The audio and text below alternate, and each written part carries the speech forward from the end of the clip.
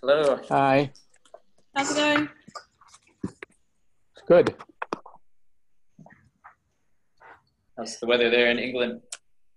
Actually, it's all right today. Yeah, I live in the north now, so it's always a bit colder. It's like about 3 degrees colder than in London, but pretty warm these days. I don't know. Yeah, how about you? What's the weather like?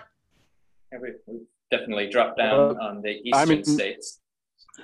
because I'm in Boulder right now, Colorado, and it snowed on Sunday, so the snow is still on the ground.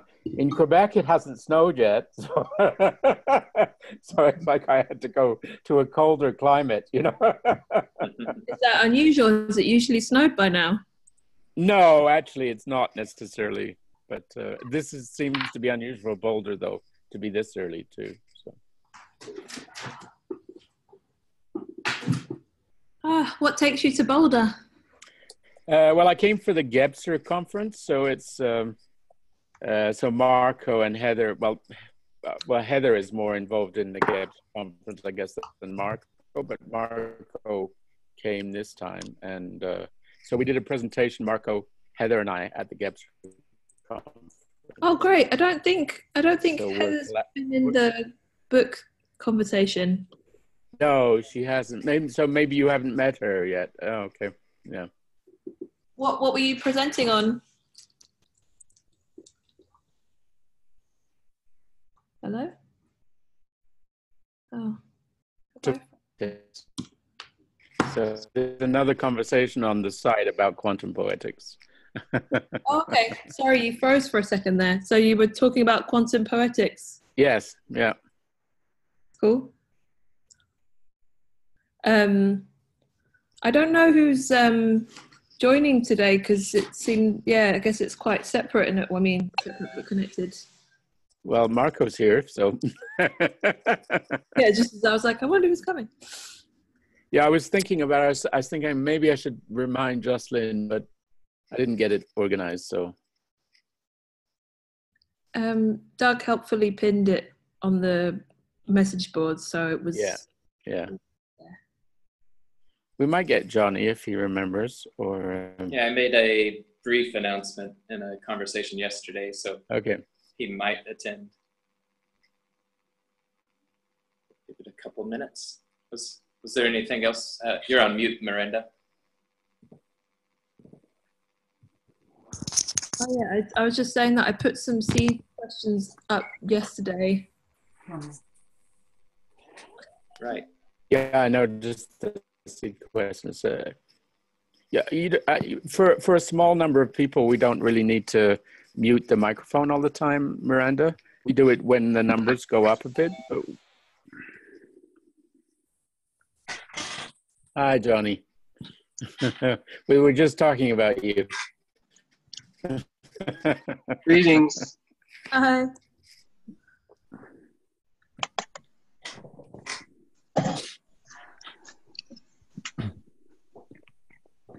Hey, just before we get going, I wanted to mention that I'm having computer issues, and so I haven't been able to upload the latest files. I'm gonna reinstall the previous version of the operating system and see if that works. That should fix it. But I'm a little bit delayed, so just a service advisory. Thank you for that. I'm glad to know it's all working out, though. I'm not sure it is, but I'm fairly confident it will be. Thanks. Okay. Good luck.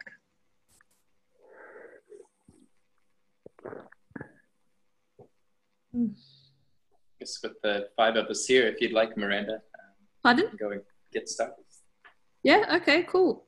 Well, yeah, thanks for joining. Are we recording? Yes. It is recording because I don't see the notice. Since your computer's acting up, we'll take care of it. Yeah, so thanks for joining. Sorry that I couldn't come last time. I started listening a bit, but I didn't manage to listen to the whole thing. It's interesting how when you're part of the conversation, it goes quite quickly, and then listening back, it seems it's different. Anyhow, I hope you had a good chat last time. I put some seed questions up just yesterday. I don't know if anyone had a chance to look, but some of the questions that I was interested to ask you, I've put there. I guess I first of all wanted to just say thanks again for letting me be part of your discussions, and I kind of really appreciate that you're part of this project, and your conversations are so sort of articulate and nuanced, and so it's really great to be sort of privy to that. And I'm kind of aware that reading this book is sort of wrapped up or kind of platted along with other sort of conversations you're having. And I guess that could be a beginning question, is sort of how does this discussion of the parable books, Butler, or maybe other sort of speculative fiction that you're reading as well, fit in with some of your other intellectual concerns and projects that you're involved in? Yeah. It's been interesting just to all the discussions that we are having are all tying together in some form or another. They're focusing on ethics. How do we perceive the story of the future going forth, and to anything about how to work with our body the right way. And but all these conversations seem to be paralleling nicely and leading towards a certain direction. So in combination with your project, it's been helpful that reflect on that to have someone from the outside world who's working on a project as well, to get an understanding that this is a crucial issue. Just jumping into your title of prospecting futures online, that's essentially what this website's about. And I think I'll stop there. I know others speak better than I do about all this stuff. Well, I think that the Butler has been really important for the larger conversation in ways that are I'm not entirely clear how to articulate fully, because it's kind of a different register almost, but it's so strongly engaged in the sort of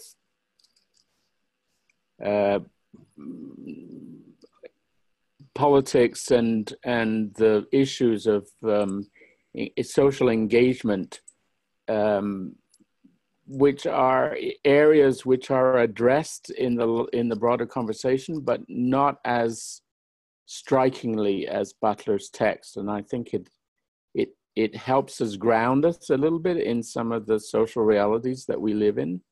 I don't know. That's maybe one way of thinking about it.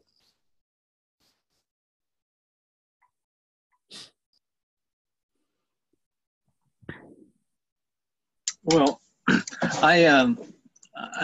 this is a thing that I keep coming back to over and over again, is, and I don't pretend to understand this, about Gödel and his, basically, and how we are all of us are entangled observers, that there's no privileged position that the observer can make claims about, make truth claims, as observers get sucked into what they observe. And I think Gödel said you can't be consistent and complete. You can be, you can make assertions, but they won't be, you can make consistent assertions, but they can't be complete, and vice versa. So there's always an openness there, and it's hard for us to fill that up with anything that makes sense without a body. So I think our bodies lead us, because our bodies are connected to affects and to hunches and guesses, and our bodies hold the tension of these paradoxes. And so that's what attracts me, I guess, to reading fiction. When I read it, it's I'm drawn to those kinds of of paradoxes and dilemmas and conflicts that good novels tend to dramatize. And I think Butler is really good at this, at finding those damned if you do, damned if you don't kind of dilemmas. And that's what I've enjoyed about reading this. I didn't get to read the second novel. I read the first novel, and I read the short story that was recommended. I think as a group, it's very, it sort of catalyzes attention. And that helps me when I'm reading fiction. I'm very drawn to philosophy and psychology and, history. But fiction it's tricky. I used to read tons of it when I was younger, but as I get older, and I think this is a trend, the older you get, the less fiction that you read. And I would hope that I could sort of change that a bit, so that I would read as much fiction as I read other kinds of writing. And I believe the group sort of, the social atmosphere that this group creates galvanizes my attention.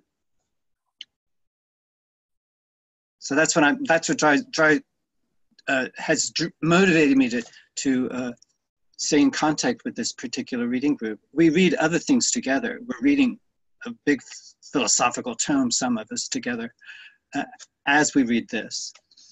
And I think that's very rich interplay between the philosophical investigations that we're engaged in and fiction.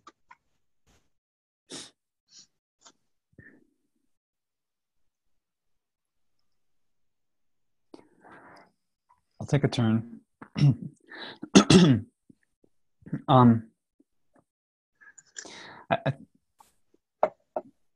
I forgot exactly your question, but I think it had to do with why reading these books and how do these books, the Butler books, connect with other conversations, and kind of where is it going or what's it about. And I think John's point about the observer applies, in that I can't give an objective assertion as to what that exactly is. But I know that for me, part of the motivation for doing these kinds of conversations is that I feel that they're important to have in the actual context that we live in. So, Butler's books are very, they really hit close to home. And I think they're very poignant because they represent a reality that's, I think, just a membrane or two removed from the one we usually live in. We can feel how close it is in terms of, the social, political, ecological situation she describes. It's an extrapolation. It's kind of a worst case scenario of trends that we already can see, that we are already experiencing. And I think that a novel like Parable of the Sower, or Parable of the Talents, and not only these novels, I mean, this is one lens, it's one way of looking at it, but I think that they give us ways to talk about what's going on in our lives and in our reality. And to have conversations that often, I think, maybe are avoided. I think the novel, or any book, it gives us a kind of it gives us an object around which to constellate our minds a bit, and to have a productive conversation that sometimes you can't just broach a topic. You have to approach it through character or through story or through metaphor, or they're just too hard to talk about. And so I think this gives us ways to grapple with things that are hard to talk about, but that are necessary to talk about. Not, if not for physical or survival, then for spiritual survival, for cultural survival. One of the things about our contemporary moment, I think, is that it has, as infinite as it is in possibilities and novelty and innovation and so forth, it also, almost by the same dynamic, has a stultifying effect on, I think, our souls or our depths. I don't know exactly the best way to talk about that. But I think that literature and the arts and dialogue gives us access to those dimensions that otherwise kind of get drowned out. And so having a dedicated place for that. Having these kind of regular meetings and developing a continuity and getting to know each other as well, getting to know, like our language adjusts as in interesting ways, because it doesn't just conform, it also gets, like, as we read new work, it introduces new ideas, it introduces new ways of thinking and phrasing things.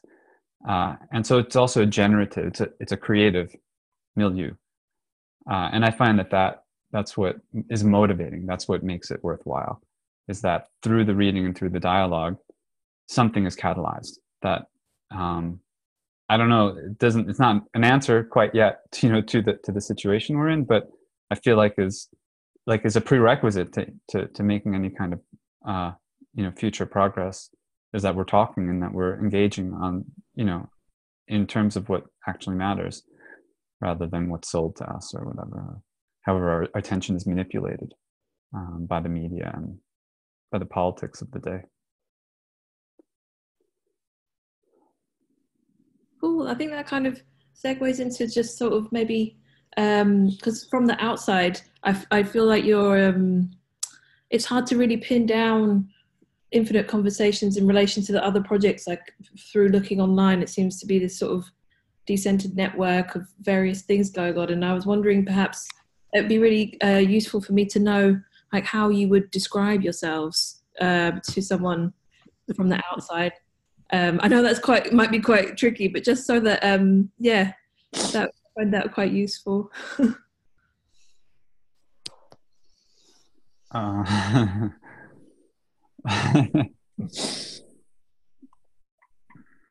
Who are we? Question. Well, I met with Mark Jabbour physically in a coffee shop just outside of Denver yesterday, and he used this phrase that he said, which I think is pretty good: where disparate minds meet. I think that's, in a nutshell, what Infinite Conversations is about. Disparate, but maybe resonant minds meet as well. Yeah. Well, minds resonate. I believe our identity, my identity, I can speak about my identity, is in flux, and it's wobbling quite a bit. And I believe the collective, the groups that I participate with, they're wobbling a lot too.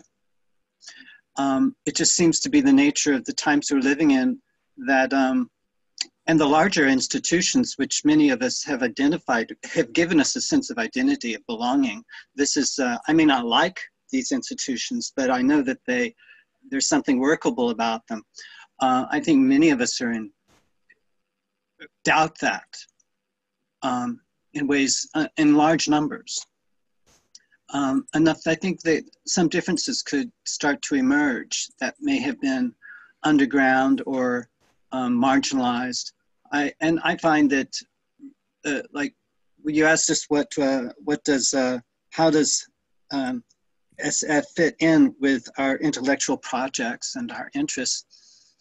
And so that's a very good question, because I'm sort of working this out, this question that you originally posed, Miranda, and also the question of who we are, which I believe changes from week to week in each conversation, in subtle ways.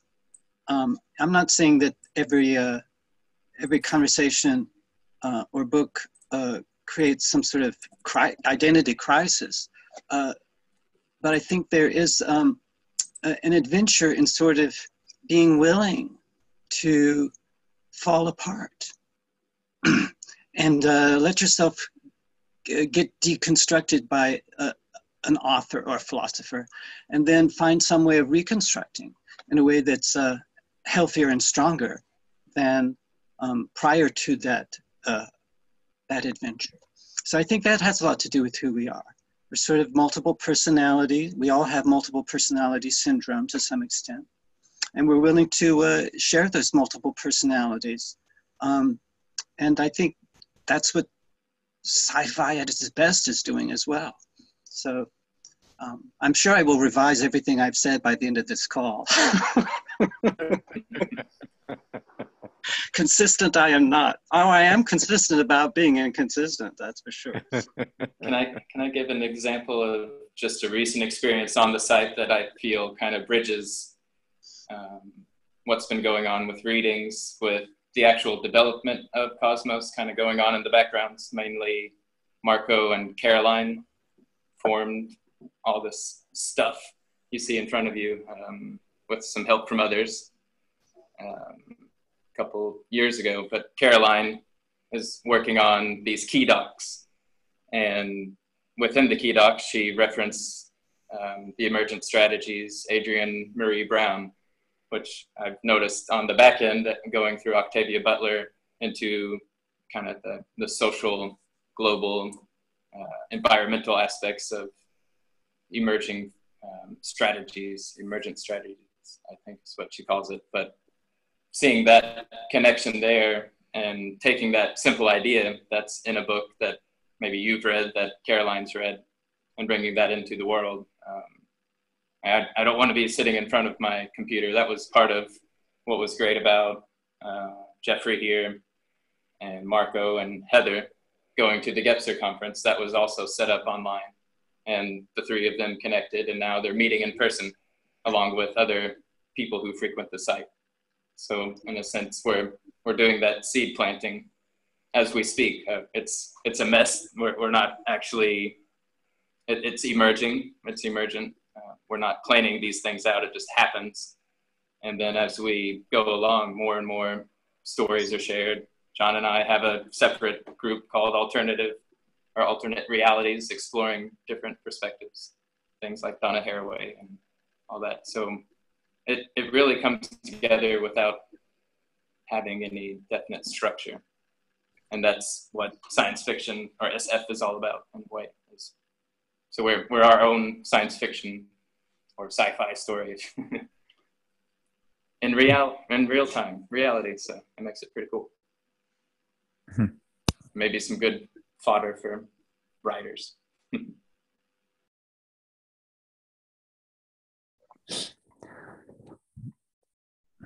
I'll say a word about identity just because it's a loaded term. You know, it's kind of got a lot of political charge to it, and you know, different people by definition experience identity differently. Also, when groups come together, they tend to form identities. They tend to form a group identity of some kind, and you know, things get encoded into that narrative depending on, you know, what the discourse is around the group or around the project or what have you. I try to be really careful with that, actually, because I don't want to kind of prematurely identify myself in any particular way other than the universal ways. You know, I'm a human being, I'm a spiritual being. I don't want my identity to be a barrier to my experience of things or of others.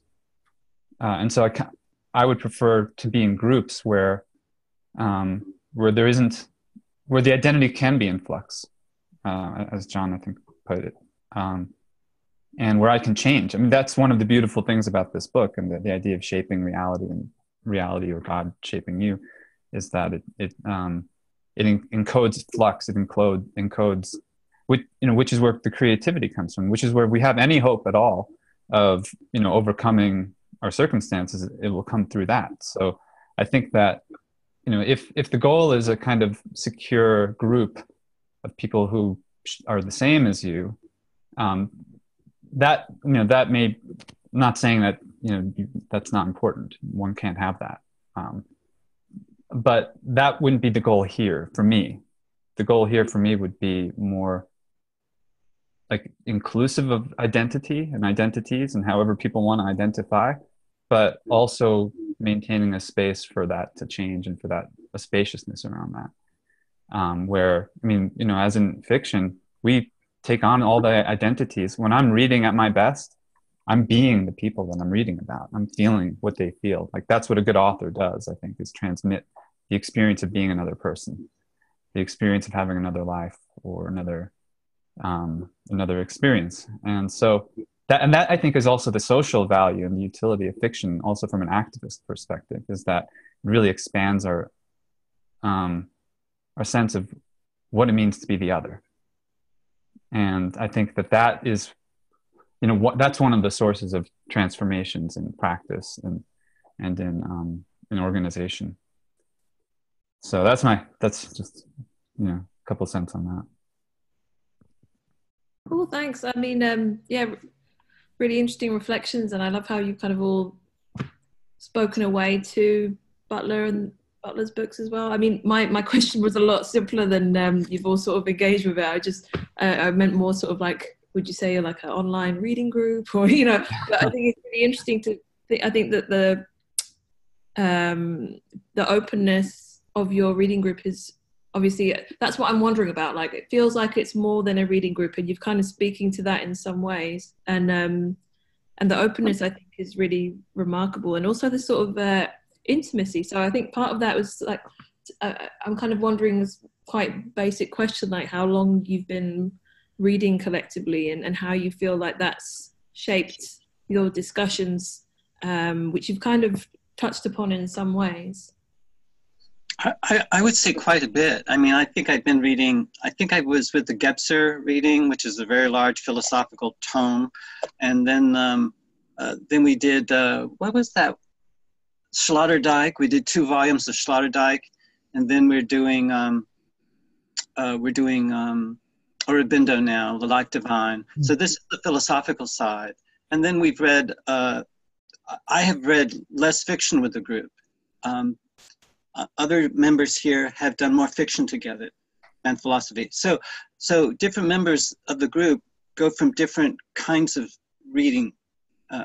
And I think, though, that it's something between those, something happens between each session, and something happens between each book that we finish.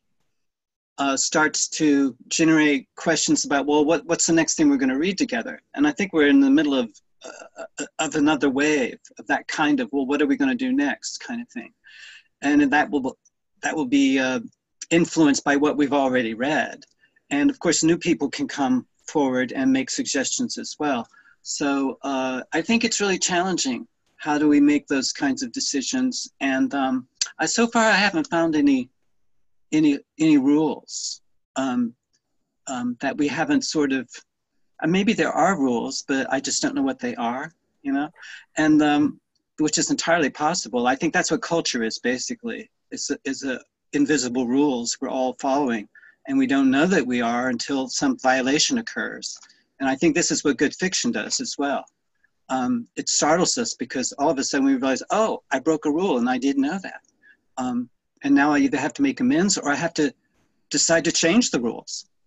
So those are some of my reflections on how literature and the different kinds of literature that we're reading, from philosophy to science to fiction, how they point to one another in interesting ways. And I think the pop-up effects are actually what motivate me the most to study different kinds of literature, because I love those pop-up effects, like, oh, that just popped up out of nowhere. Where did that come from?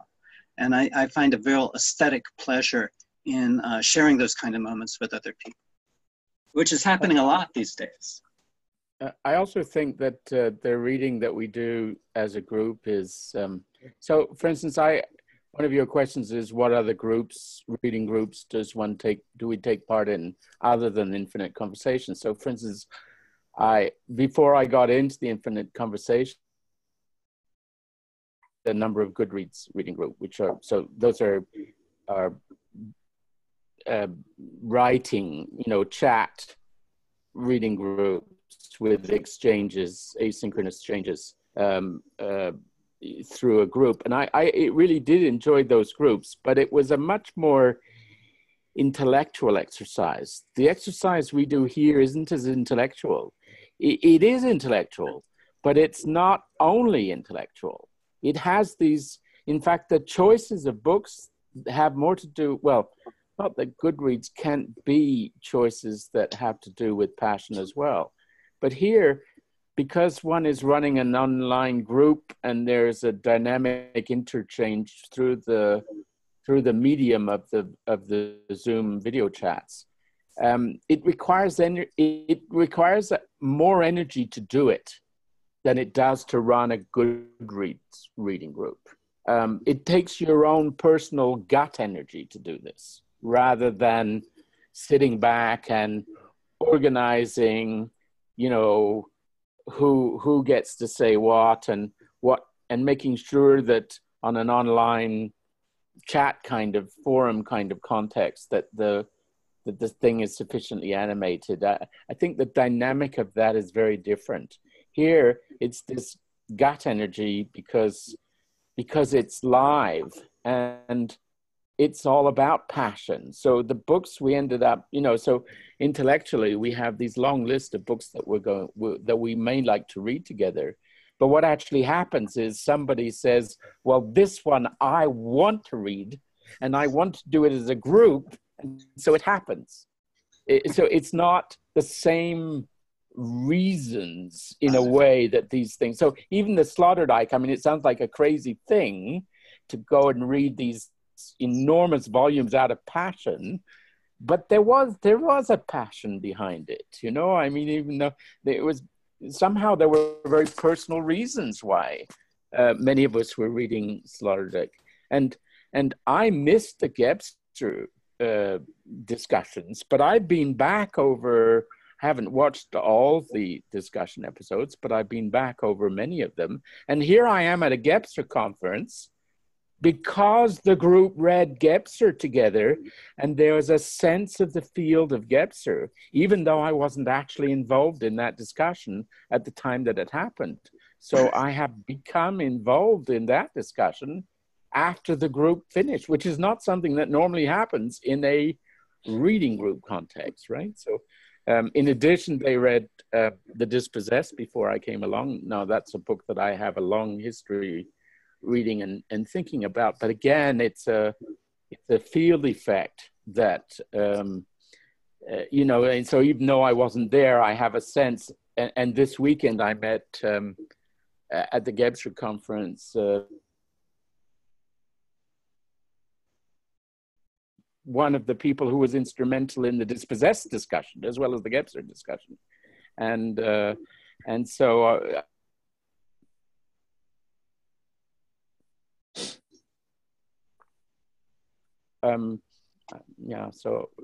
So I've been involved for about 15 months, but I have to admit I've dropped the Goodreads discussion groups because it's more energy to do this. It's more engaging and it's more interesting to do it this way than to do it through a forum chat. I did enjoy those because I did some I did Ulysses with them, James Joyce's Ulysses, and I did, I did the Iliad with them, and so there were some great readings through there. And I also have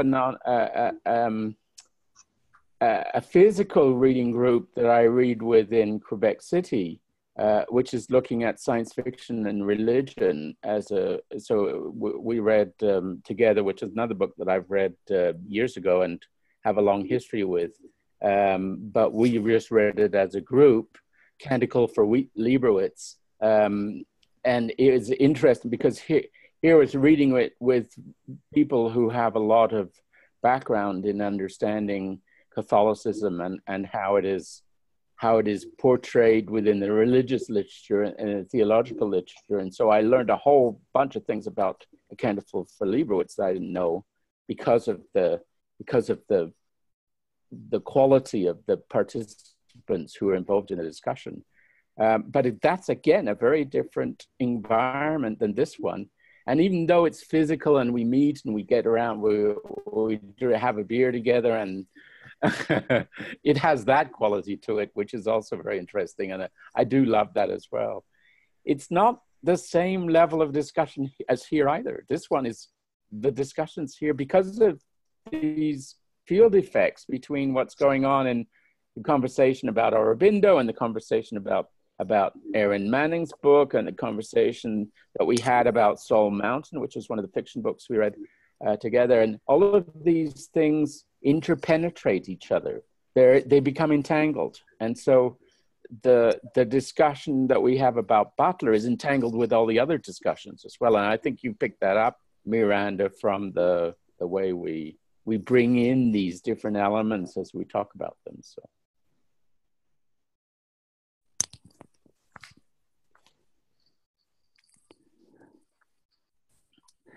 For context too, I would just add that the philosophy books we're reading tend to, from a theoretical perspective or a philosophical perspective, tend to be also about this transformation or this moment that we're in, when one set of structures or one world is, coming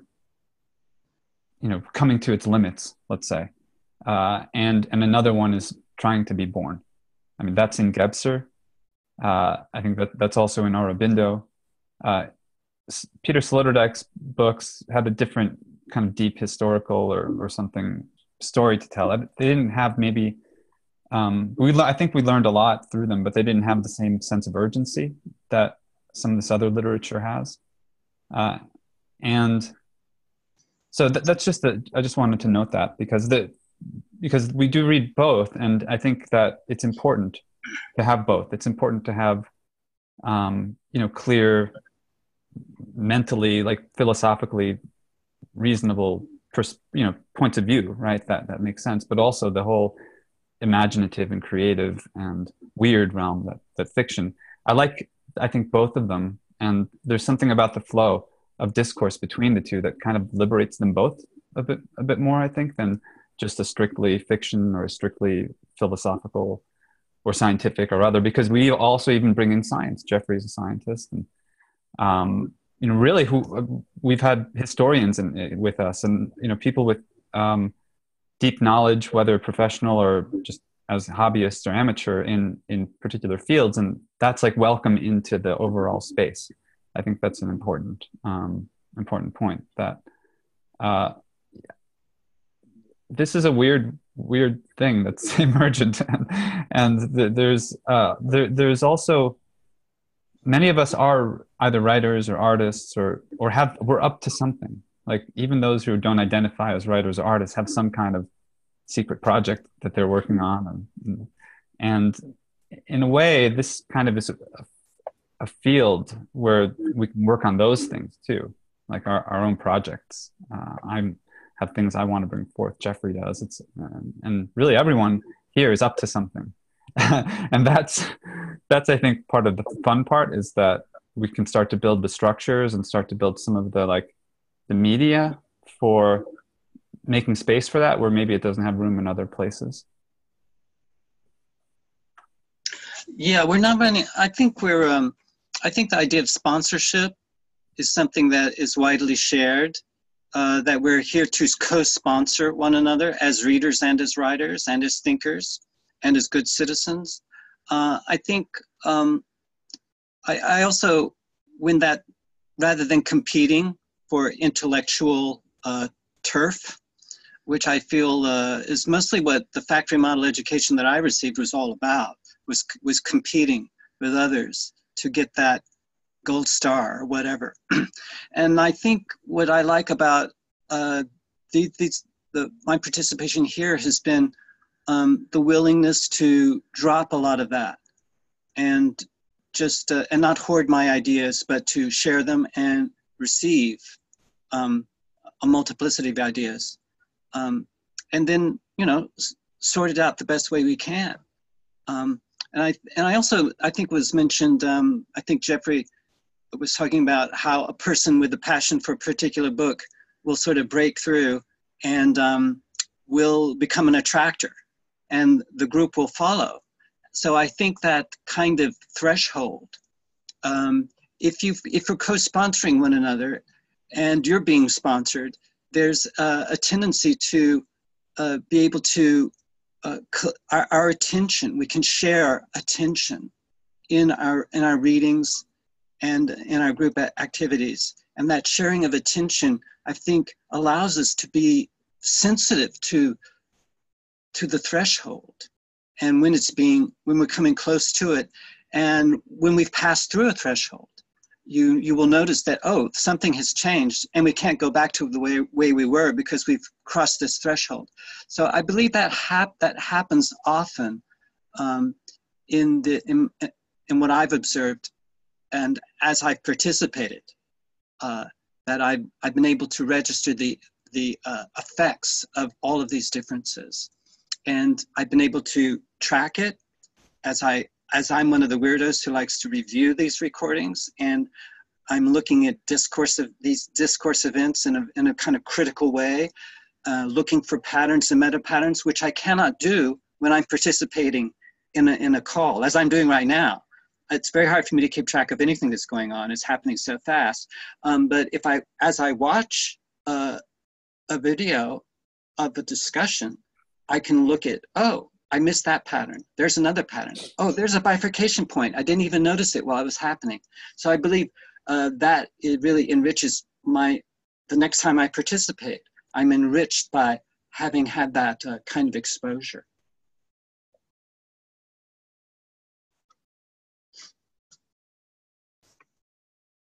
Thanks. Yes, I mean, it's really interesting. I think there's a few things that I want to pick up on. And I guess from before, I got a real sense of the group, your discussions being sort of world building in a way that is obviously, you know, really strongly related to SF, and it's in the way that all SF is world building. And I think the way that you were just saying, John, about supporting each other, I think is really, it's great, but it's something that's quite special. And I think that the way that you manage to maintain that through discussions is something that is really really important.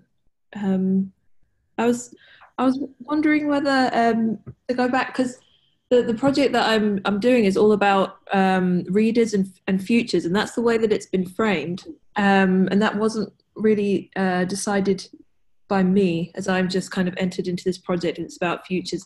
And then, you know, on paper it sounds, you know, it sounds about right, you know, science fiction readers engaging with futures and how, but something about the discussions as I've started to go back over them, the sense of sort of urgency that you mentioned, Marco, but also before people have mentioned timeliness and the sort of prescience. And I'm just wondering what you all think about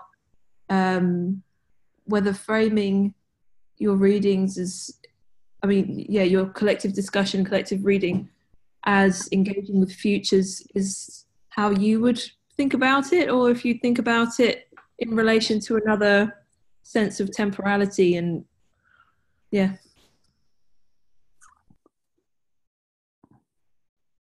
That's such a good question. That is a good question. Go for it. No, I just wanted to say that, actually. Please. All of these questions are good, Miranda. Thank you. It's helping me think about things I haven't quite put into words yet. So you've come from our future to ask us some questions about our present. Yeah, I believe future is very front and center in all of our discussions. I think of visionary tendencies and visionary writers tend to be, you know, invested in the future, and whether you're dystopian or utopian or somewhere in between. I think the past is important, but not as important as what's coming at us. Certainly, I think some of the writers that we've read have a deep history that they're drawing from, like Gebser certainly, and Aurobindo. And I believe all of us have a fascination with the history of transformations. And I think that's ongoing in what we're reading. But I do think the future is very galvanizing for us, both short-term and long-term futures. I think we're paying a lot of attention to that. So thank you.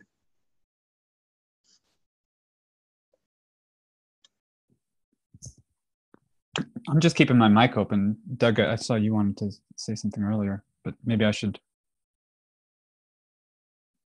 mute myself. Don't know exactly how to frame it from what where I want to take it. It's a roundabout process again. But essentially, the participation here, just even simply reading the conversations, has trickled into my tangible physical life, the way I step out of the house or step out of my reading nook, and to actually have what's been formed online form in my mind as I read these books, as I participate with other people, rather than keep this information locked inside my head, as somebody mentioned earlier, to actually place that out into the world, even if I'm not. A few of us here note, Katina was on a few of the calls earlier, but she notes, along with me and a few other people like Ed, have not the surrounding area to have these discussions. We can't go to our neighbor. We can't go to downtown coffee shop and find somebody to talk with or friends. We just have rural countryside, not much going on. But there is that opportunity to see that it can work at any level. So I've been bringing that conversation into places where I thought the political views would be too limited. I'm becoming more brave in my output. Not holding it inside of my brain or even my speech, my body. It's become part of who I am as I exist in the world. So all the readings, all the collective discussions really become, sounds pretty cliche or kitschy. But it's true. It's been a very nice process. I didn't answer earlier, but I've been on the site for less than a year, but able to just participate. There's all sorts of opportunities to engage online. Yeah. So I think that we live in a time where the future has suddenly become a little bit like Johnny said. The past is important, but right now where we are in our lives, the future has almost become more important than the past. Because of, worldwide, we're sitting in a period where both change in its negative character as well as change in its positive character. So you've got these two massive things going on worldwide. The ecological crisis that is coming at us like a wall, and then all the social transformations that are social cultural transformations that are going on, the movements, massive movements of people across national boundaries that has grown enormously in the last few years, and so we are in this period of change where future has suddenly become has been growing and becoming more and more important, and in a way, science fiction, the sort of classic science fiction, if you like, the Asimovs, the Heinleins, even the Le Guin, and to some extent Butler, although in many ways she's more modern than some of the other writers.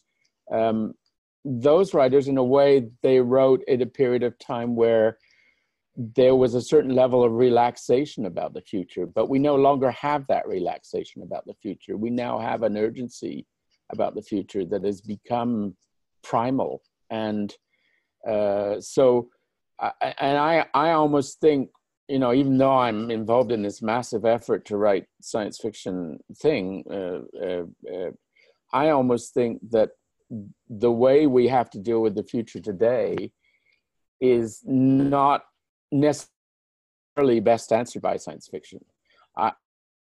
Kinds of this particular site, and I don't think it's the only place where these kinds of discussions are going on, but it's certainly one that I think is powerful in its own way. But I almost think that these places are where the engagement with the future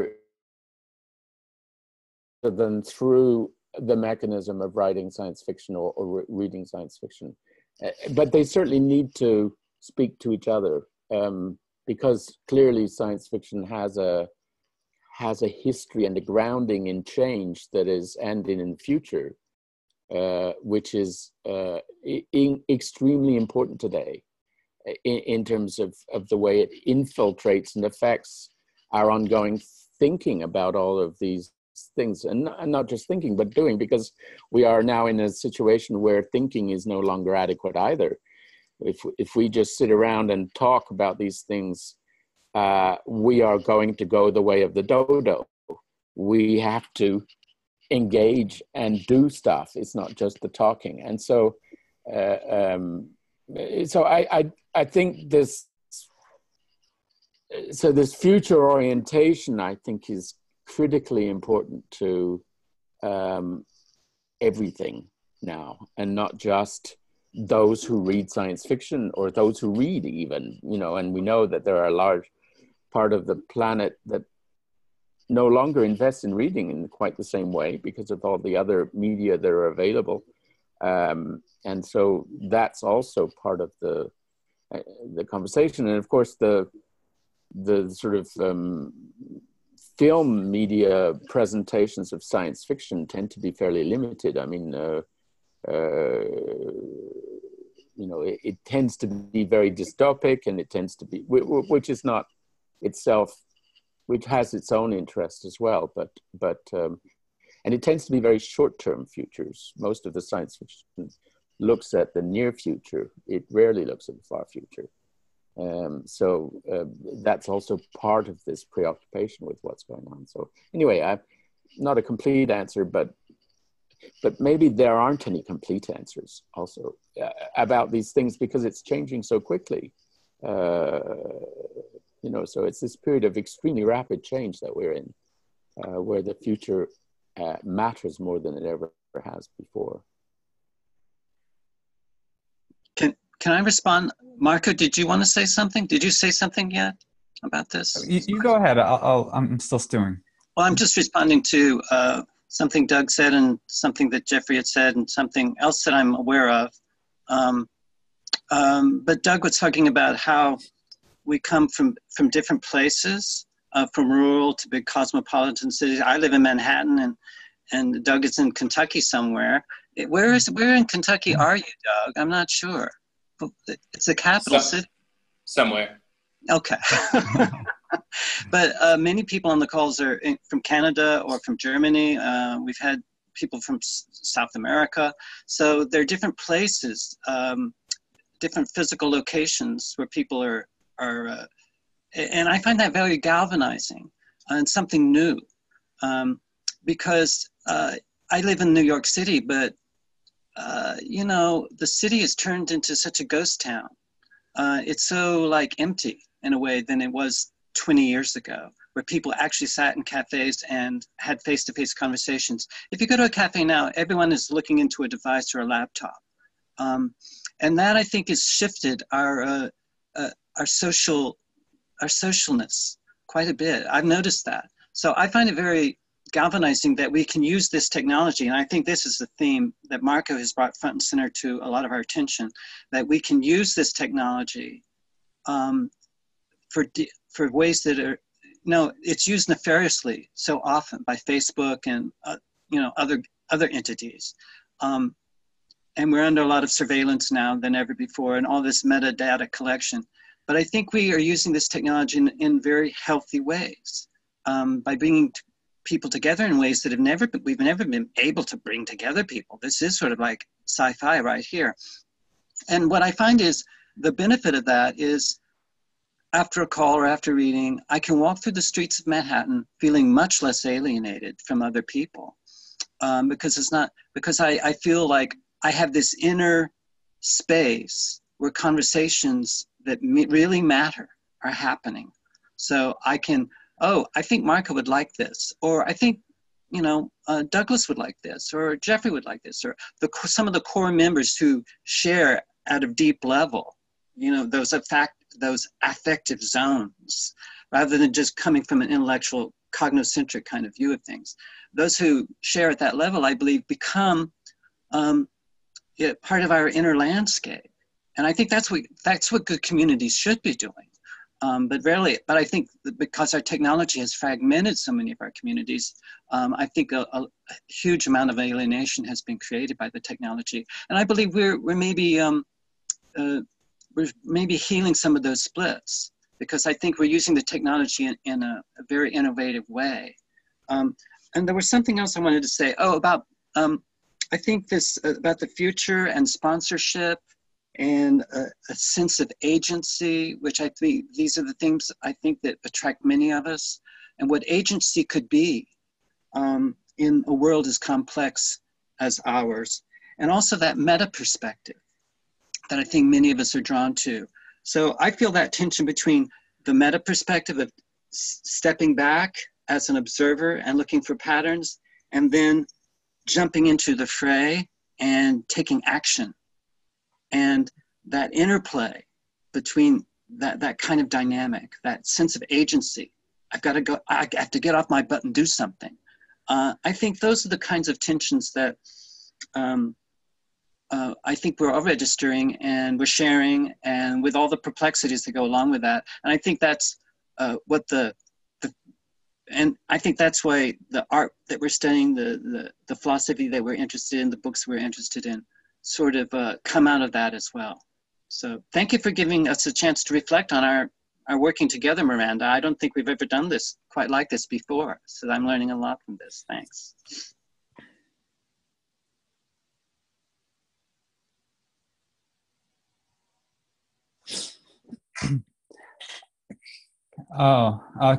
May I respond to the question about time? Because that has been a theme recurrent, not just in terms of our history or historical moment, but actually as a philosophical question. What is time? Like, how does time work? Because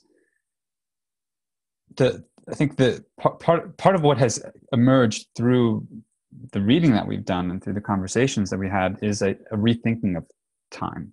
I have a much less simple way of relating to it now than I did before we started this. Part of that had to do with reading Jean Gebser, who really looks at how time works, if you will, and how it works differently depending on the consciousness that is experiencing it. So in his view, this is just like his philosophy, the mental consciousness puts time in a space. So the future is somewhere else. The past is behind you. The future is out ahead of you. The present is here. But I think that, as Butler illustrates in her book, and as Gebser wrote about in his philosophy, and Sri Aurobindo has a version of this as well. He calls it involution, as opposed to evolution. But the idea is that the future is present now. The future is happening now. It's coming out of now. And so there's latent potentials in the present. There's latent structures or underlying patterns that give rise to what the future is. And also the future comes out of us. Like we're the future. And so how we are or who we are is what gives rise to the futures that we experience, and the futures even that become possible because we give them attention.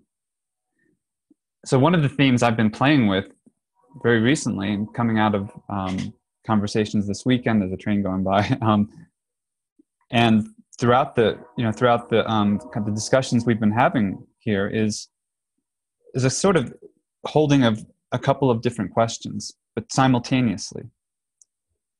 One of them is what we want to have happen. What do we want? What do I want? What do we want? What do you want?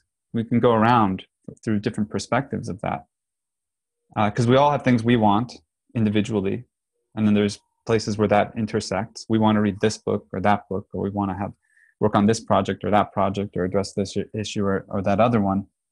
But then there's also something that transcends our particular perspectives, which is what wants to happen. Like what in the field or in the world, beyond our bubble here and within our bubble, what wants to happen. And somehow those are inseparable, but we can experience them, inside. It's a weird shape. It's like John at one time was bringing in this idea, this Klein bottle shape, which is like a 4-dimensional loop, basically. And I think time is a 4-dimensional loop, and so part of why I'm really interested in these books is because I want to see what wants to happen and what it's like. It's moving through that cycle. It's moving through that. And I think one of the things is that we can co-create what that looks like.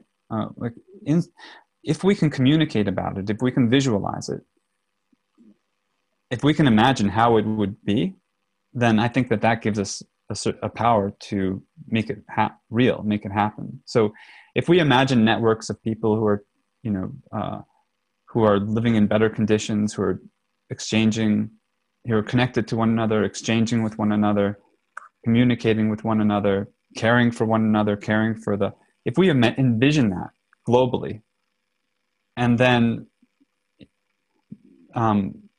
in each instance sort of realize what leads in that direction. I hope this is making sense, but I think that actually leads to that future emerging. But reality is so vast that it really just happens through these, minute interactions, this conversation, that interaction, that encounter, that idea that gets nurtured, that project that moves forward, all these little things.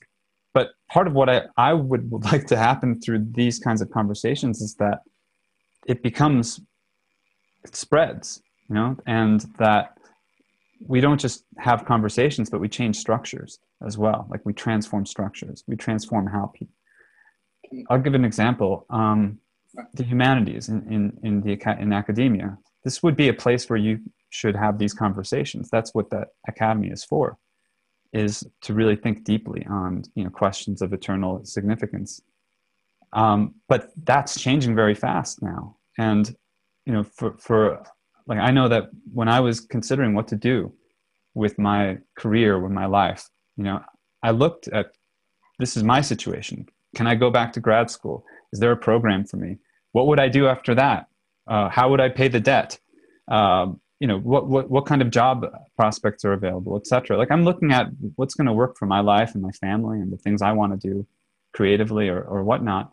And that landscape has changed a lot in the past few decades. Whereas in the 50s and 60s and 70s, there's lots of room to do work in culture, lots of room to do work in literature.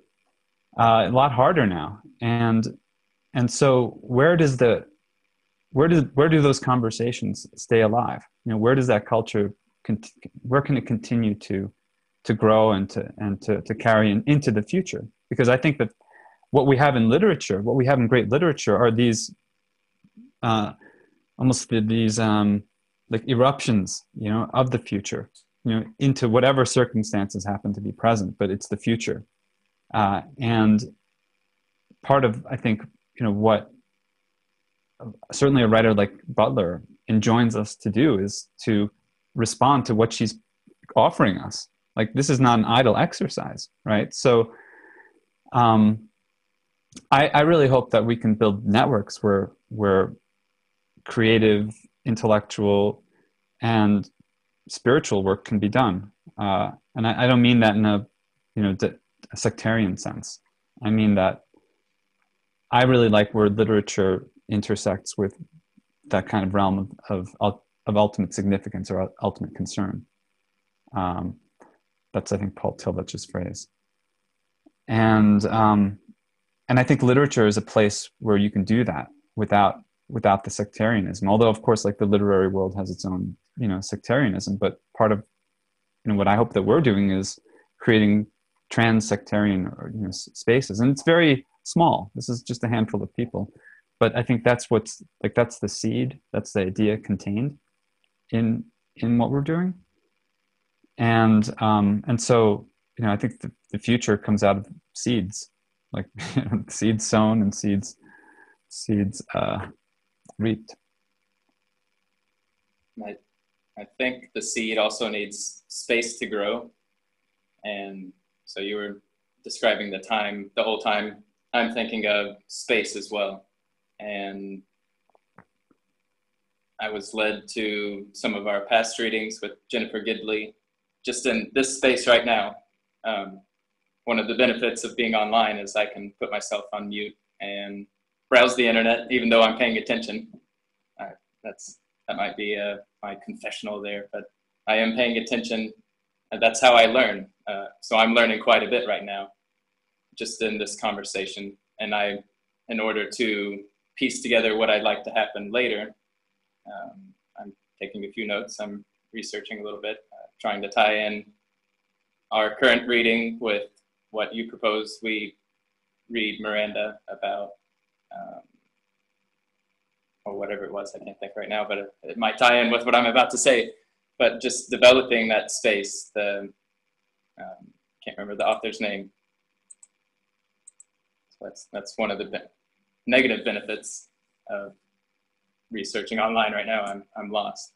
But so I wanted to maybe quote Jennifer Gidley. So using other people's words can often be helpful. But we focus, I guess I wanted to provide an example of how this site works. So I'm thinking of an idea of a reading group or a session we had in the past with Jennifer Gidley. And now I'm thinking we should revisit it based on what we're saying here, that she's written The Evolution of Consciousness as a Planetary Imperative, an integration of integral views. But she's also written a book on post-formal education, which ties in with what a lot of us are doing here. This is post-formal education. The subtitle of that book is A Philosophy for Complex Futures. And she just provides this idea of the spaces out there. We are the cosmic kinship. But I want to propose later that we read Appendix B. I'm having that passionate moment that Jeffrey did better than I can right now. So I'll post that on the site. We'll hopefully discuss it, and it'll be a bit better than my jumbled speech here. And I'm learning from that. And so I'm envisioning when Marco is envisioning the time, I'm envisioning the space. So I came to the site as this undercover agent trying to figure out how to explore this strange land around me in Kentucky, the opposite political views, the opposite way of simplicity and the values I hold. And to actually bring that out into the world, I need a space. And this is a model of what I want to bring out there into the world. And I'm seeing the opportunities. I'm not confined to being undercover. I'm taking off that cloak and saying, this is exactly what we need to do here. It's an imperative, a planetary imperative.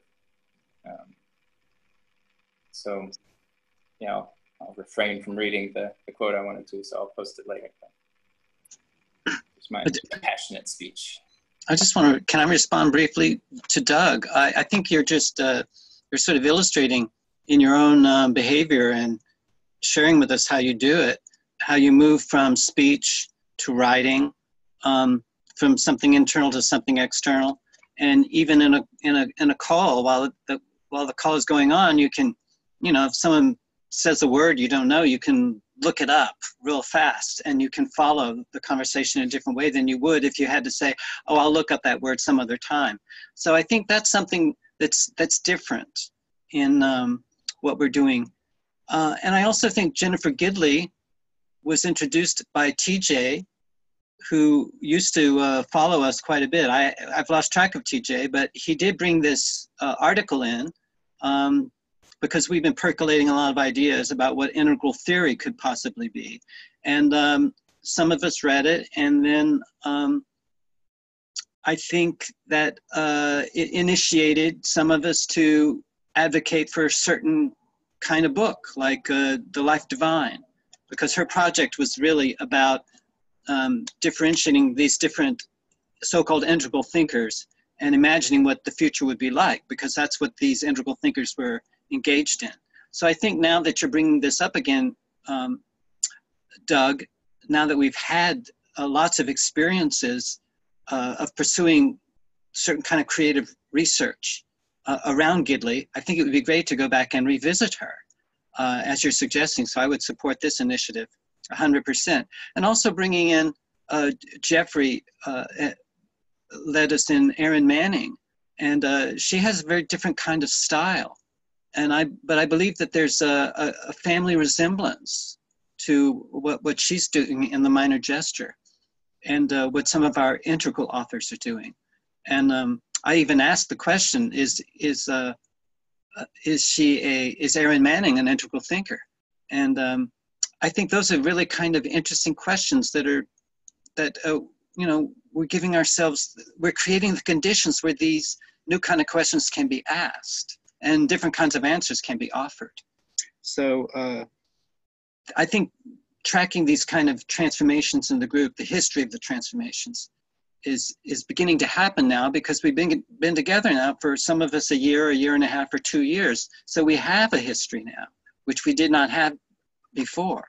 So I think this is very stimulating all kinds of new kind of creative research projects.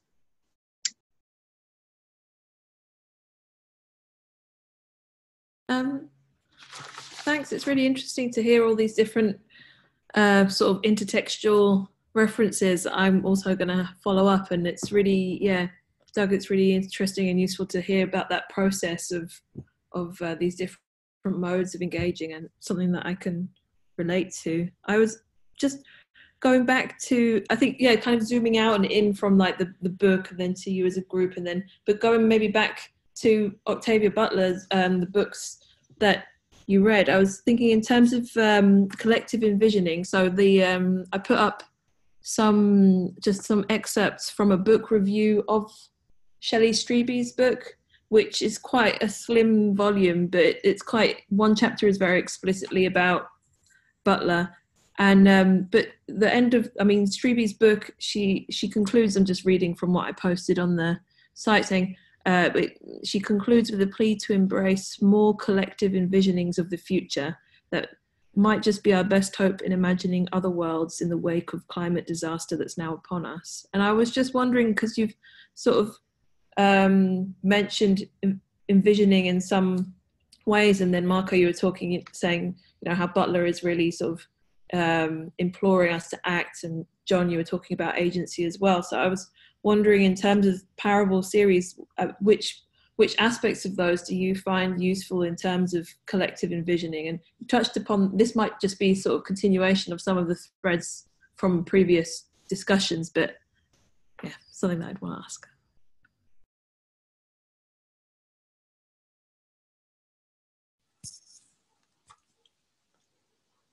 I have a couple of thoughts on that. One, I think we're in we're at the beginning of a process of collectively envisioning what this platform is. Infinite Conversations, Cosmos, and a few other projects that are associated with it. I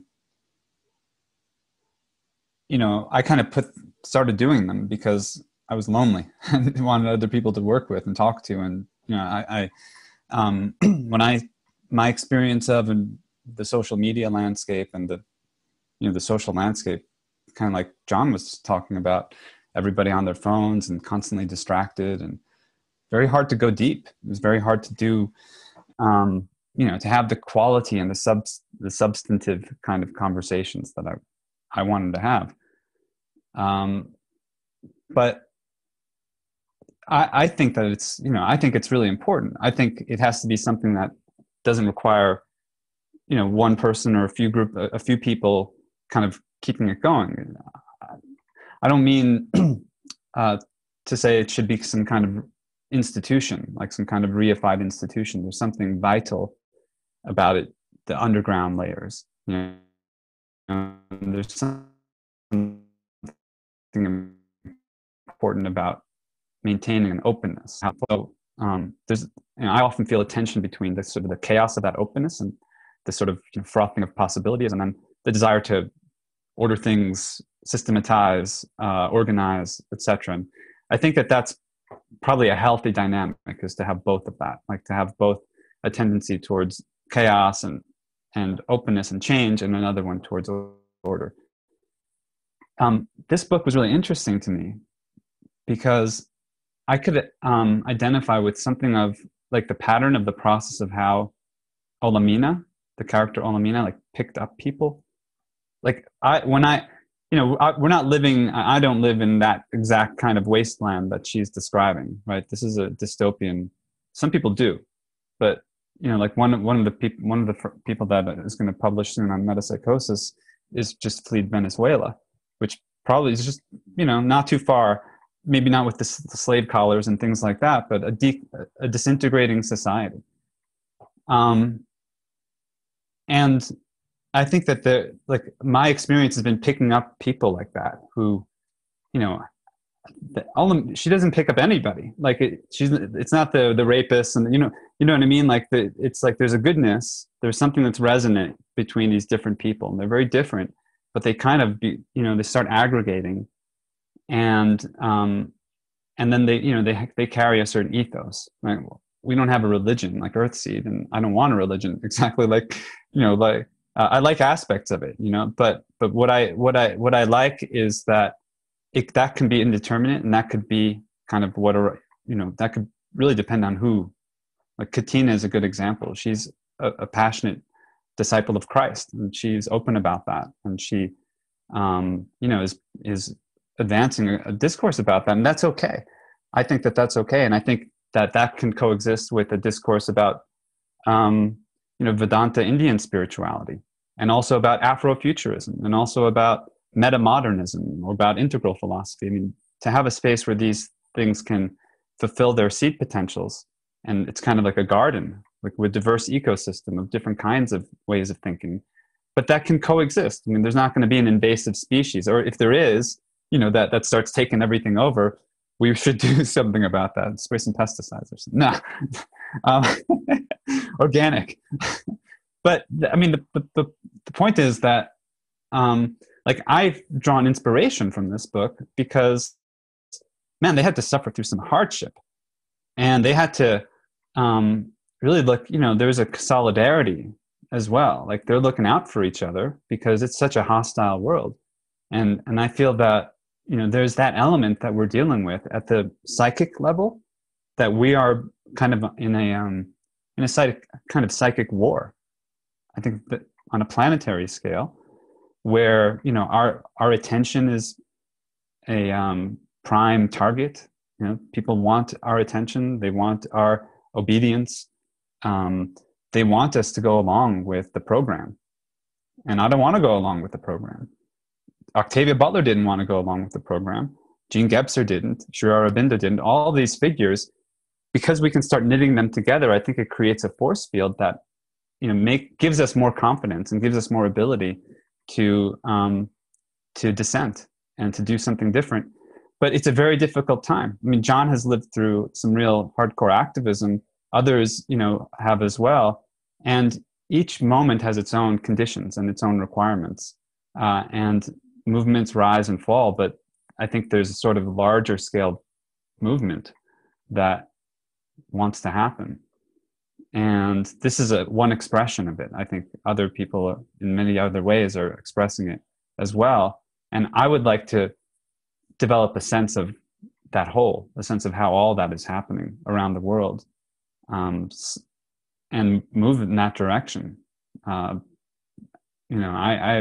have daughters, right? I expect to reincarnate. So I want to get this, I want to change course, let's say. And so this idea of shaping God, that's a powerful idea. I think that I really enjoyed our theological conversations about it, because it really opens the question: what can I do? What power do I have? What power do we have?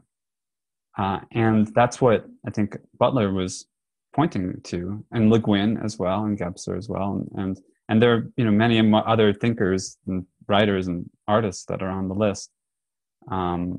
And it's so valuable to study them, because they were, they put themselves out there many times at great risk to themselves, and to give us an example. This is one way of how it could be, and I think if we stitch that together, hopefully we can realize some of that.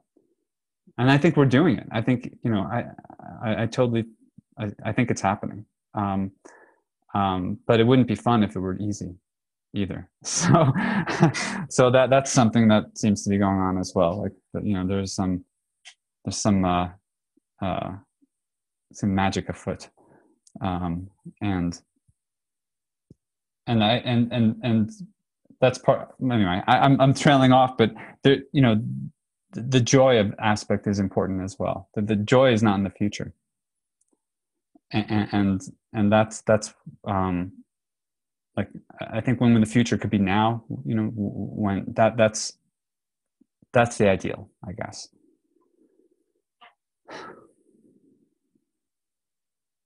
Yeah, I'll briefly note and then make a quick response, but I need to leave in 10 minutes, but we can pass off the recording to Jeffrey here in a second. But I just wanted to state about the dystopian quality, or the even depressing quality of foreseeing Butler's projection of the future as a realistic thing. I don't necessarily see it as a negative. I don't see it as dystopian, or even registering on that level. I feel she almost strips down to the bare bones primal survival mentality and provides a convincing story that almost no matter what, no matter how much the worst case scenario we can think of, there will be some sort of survival. There'll be cultures that survive and thrive, or that it'll just be in little pockets maybe, or one little bunker on the end of the world or something like that. But yeah, it's nice to know that in the midst of all this, we can still perceive a decent future that ends up being one emerging of the moment of all members working together for the collective. Envisioning collectively happens more fruitfully when people have to be involved, or understand that they have to be involved. So I'll stop there.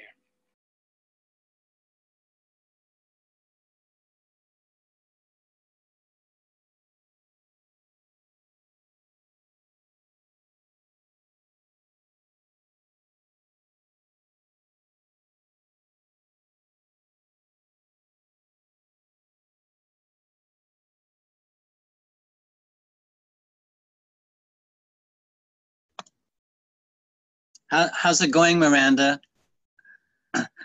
Yeah, good. Are we helping your research? Oh yeah, I mean, of course. I mean, oh good. Yeah, I mean, it's really, you've got a really sort of rich world building activities, but then also the fact that you're kind of really generously reflecting on your practices, which I really, am thankful and appreciative of. And but yeah, I think also in terms of, it's just fascinating the different ways in which you're sort of, the practices that you're doing through your different activities are sort of like the, the sea relating back to Octavia Butler, but as well as collectively envisioning within your discussions it's fascinating, because I'm quite interested in how different readers raid parts of books, like what they take from it, and find interesting and useful to discuss and think about, you know, the present or futures in different ways. And so I think it's just. Well, I know you identified yourself as an outsider, but I must say during this call, I feel less and less that you are an outsider, even though you may not be, because I think you are observing in a certain way that actually galvanizes our communications in a certain way. So I think that's the paradox we're all investigating here as well. Just to add something though, basically just riding the wave here of what others have said, some of the impacts of reading Butler together and the other readings that we've done, and this sort of communal emergence of, you know, the different capacities that we all have. It's this, some things are very, very hard for me and some things are easy.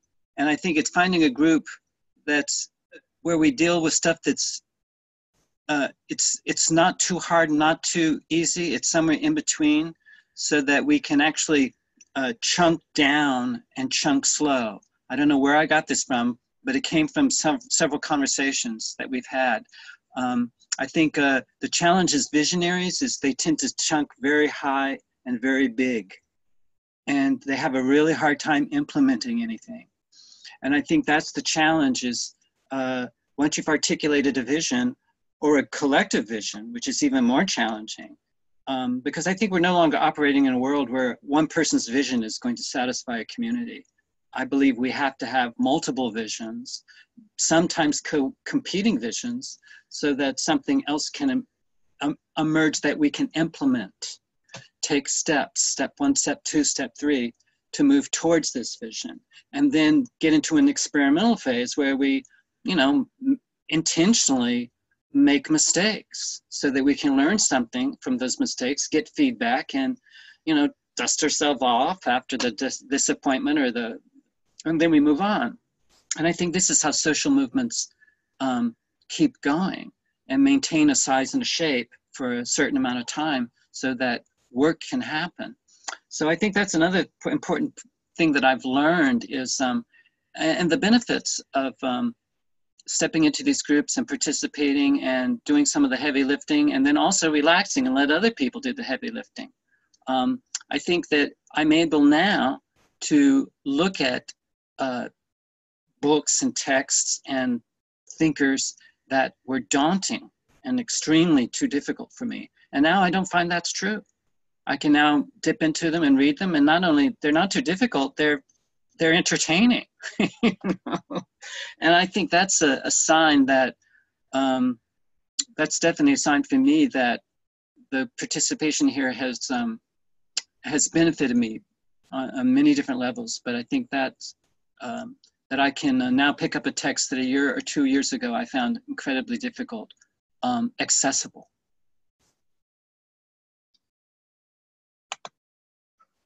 And last question in your series of questions, Miranda, was about other science fiction books that might be important or relevant perhaps to the discussion. So, I mean, obviously Le Guin is one that we've mentioned a lot, and I think is a favorite of everybody. But in my own writing, I'm still really, really strongly affected by Herbert's Dune series, and even in my own writing. And we've mentioned Samuel Delany also as a writer who resonates in many, many different ways. He's a very polyvalent writer. He does fantasy and science fiction and gay contemporary romance and sensuous erotica, and you know, so it's a very broad spectrum of things that he does. There is a writer that we have not discussed very much. I noticed she was mentioned, but in the Haraway text that we looked at, is Joanna Russ. Have you read Joanna Russ, Johnny? I think I have a number of years ago. I have to look that up. I think Samuel Delany, I think, refers to her. Yeah, I think that's where I got her name from. Yeah, she's a feminist writer, but she wrote some very interesting experimental fiction, which is it doesn't read in like a classical way. She wrote a piece. I can't remember what it's called right now, but it was a piece from the point of view of somebody who understands the world telepathically, and the writing is broken up in a way that kind of reflects thought processes as opposed to dialogue, and it's an unusual book to read. She also wrote a series of sword and sorcery stories. She used, so there's a fantasy writer called Fritz Leiber, who wrote a series of stories about a pair of rogues, a tall guy and a short person, and she picks up on his stories and wrote a kind of fan fiction, early fan fiction, about, in the world of another writer that she enjoyed, and she made some interesting stories out of that. So anyway, just a few. Obviously we've mentioned Philip K. Dick but I think there are a number of other writers that are relevant as well. Was it Olaf Stapledon? Olaf Stapledon, yes, there's another one. He's another potential. That's a really thick book, though, isn't it? I haven't read it. Well, he wrote several future visions that are very interesting, and they're not exactly forgotten, but they are not widely read now, and so it's useful. I even, it's not my favorite writer, but from a strictly writing perspective, but Asimov's Foundation series in particular is another series of texts that are still very, very interesting. Of course, other writers have also written within that universe in ways that are interesting. So there was a whole series of prelude to Foundation books that were written by Greg Bear and Gregory Benford and some other people like that who dabbled in Asimov's world, as it were.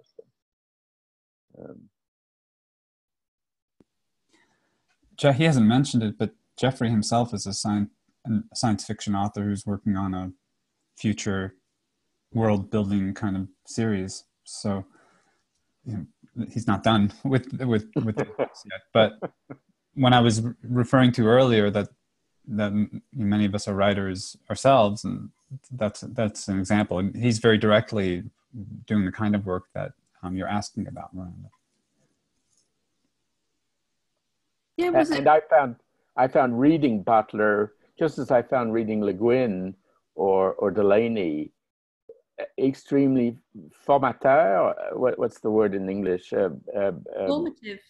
Formative. That's the word I'm looking for the writing process, because of the way they handle about delicate and difficult subjects. So there are lessons there for writers, so I found that aspect of reading from the perspective of writing after drawing inspiration from those texts is also a very interesting part of the process of reading Butler.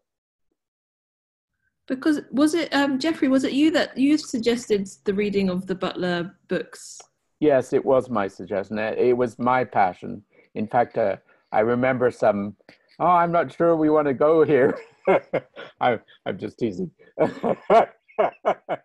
But yeah, it was one of the books that I really wanted to read, and so I decided to. It was in the middle of the summer, and I wanted us to be looking at least one fiction book in the middle of the summer. So I took it on, and it's leaked over into the fall, but that's okay. and why this book? Why now? Because it's interesting that so many different people are reading Butler now. Like you look on a brief look online, there's so many different readers, and then from mainstream outlets talking about the timeliness. Like, what do you all think about this sort of contemporary? I don't know what the right word for it is, but just rereading of the Parable series. Well, obviously the titles attracted me. I had read something by Butler years ago. It was her book, Clay's something or other. I can't remember the name of the book Clay's now. Ark. Clay's Ark, yes. And it probably wasn't the best book of hers to read on a one-off, because you sort of have to understand what she's getting at in order. So it wasn't necessary. It didn't compel me to go on to read other things of hers at the time. But obviously now looking back on and also because I was interested in the thing, because my own writing in science fiction is really about the crossing between spiritual and religious discourse in science fiction, which isn't widely addressed in science fiction circles. There's not a ton of work in that area, and Butler is one of the shining beacons, if you like, in that area. The sort of earth seed idea and the titles that she used, the parable of the sower and the parable of the talents, these are clearly religious references to Christian doctrine, although clearly she had a broader understanding of religion than just Christian. So I was drawn to the books because they deal with this issue, which is one that is important to me in my own writing. That's probably why I was most motivated to do. And of course I was, I highly value Le Guin. I just mentioned Joanna Russ, another feminist writer. I tend to like feminist writers. Marge Piercy, I think we mentioned at some point, who's another feminist science fiction writer that I read most of her work. And I hadn't read in more detail the sort of seminal Butler work, such as these ones. And I felt that I needed to complete or to fill out my awareness of science fiction writing, and clearly, and also, she's Black, and I've read African science fiction or science fiction from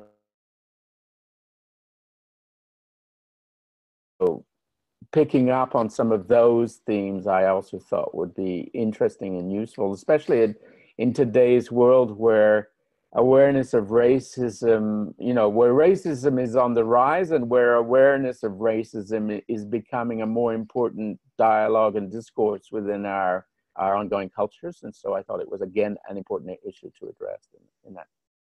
So it's sensitivities, kind of, I guess, were the reasons, rather than picking it because it wasn't because it was an environmentally focused story, although that I picked it up, that I was interested, although, those are obviously relevant as well.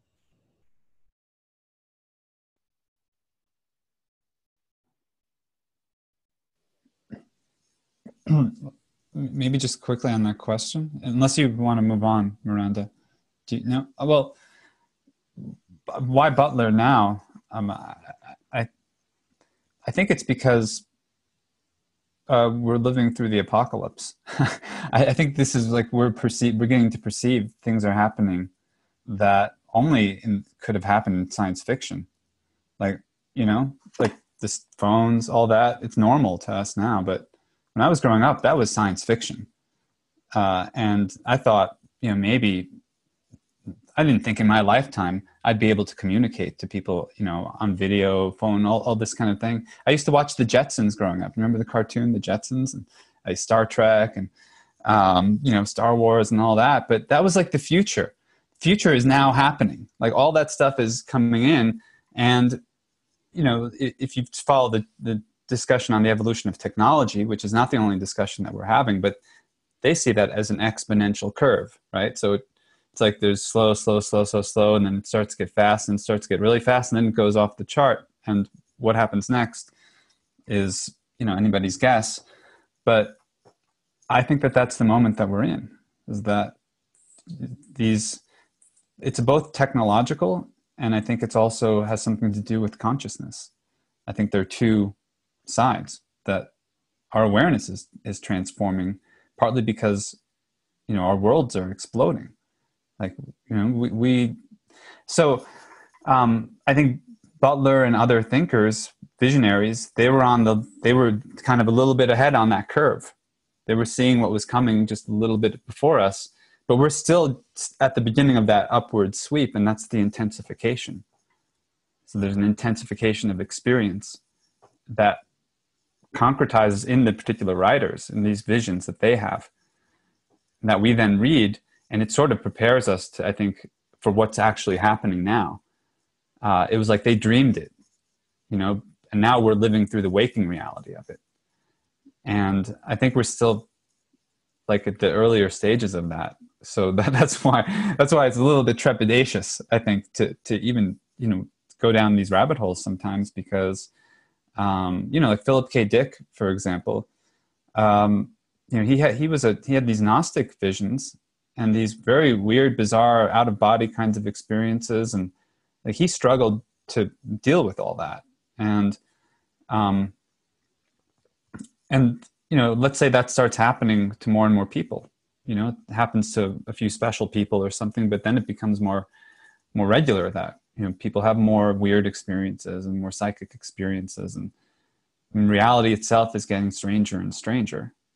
And so like science fiction is almost like training for, the changes, the weird, unexpected, unpredictable kinds of changes that reality itself is bringing to us, that we're beginning to experience more and more.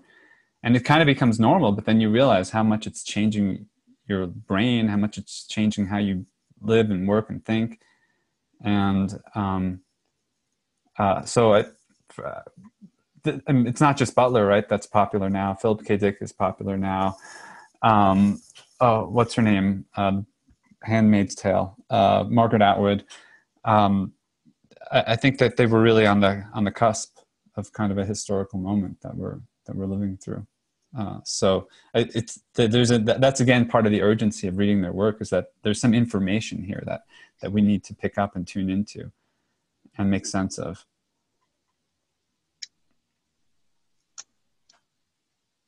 I'm interested in weird studies. I'm not that interested in spirituality, to tell you the truth. It's a word I don't use very often, but I am very interested in the paranormal and the supernatural. And James Kripal I'm a big fan of his. He's a religious studies. That's his field, but he is interested in UFOs, paranormal, the psychic. And I think this is the clash, and this is what interests me a lot, the clash between the psychic being and technology. I think you mentioned consciousness and technology, and what they're doing to one another. And I believe that my challenge is that I observe a lot of these AI debates as extremely primitive. I think that there are a lot of advanced people with a lot of advanced cognitive development with very low affective aesthetic judgment.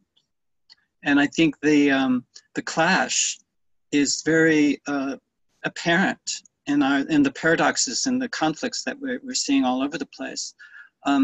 So I believe that there's this a juxtaposition between the use of the web and what's happening to our nervous systems. I'm very aware of this in my own nervous system, how I'm being overwhelmed and bombarded.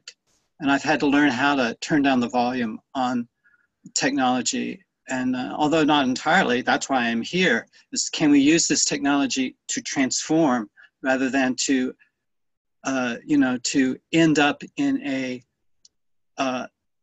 feeding our creativity into this super organism, which is going to manipulate and divide us in ways. And that's the big question for me. So I'm very interested in the psychic and the supernatural and the paranormal, because I've had so many of those experiences, and telepathy. And I think these are very suppressed in most people because it frightens them. But I believe that we could, through literature, through fiction, through hanging out together and sharing these weird experiences, we could create conditions where these capacities can be normalized. because I do believe they have an enormous value to our survival. Because we are anticipatory systems, and we are interested very much in the future, and we have to use our gut as well as our head to make sense of these complex landscapes that we're co-evolving. So, thanks. I guess that's what's so fascinating about the Parable series, is that it's bringing together all of these different sort of, I mean, you can come to it because of your interest in, you know, for religion and science fiction, like you were saying, Jeffrey, or, you know, climate change and thinking about the world, or, you know, social injustice, racism, settler colonialism, and then also hyperempathy, which is sort of quite interesting in terms of rethinking care.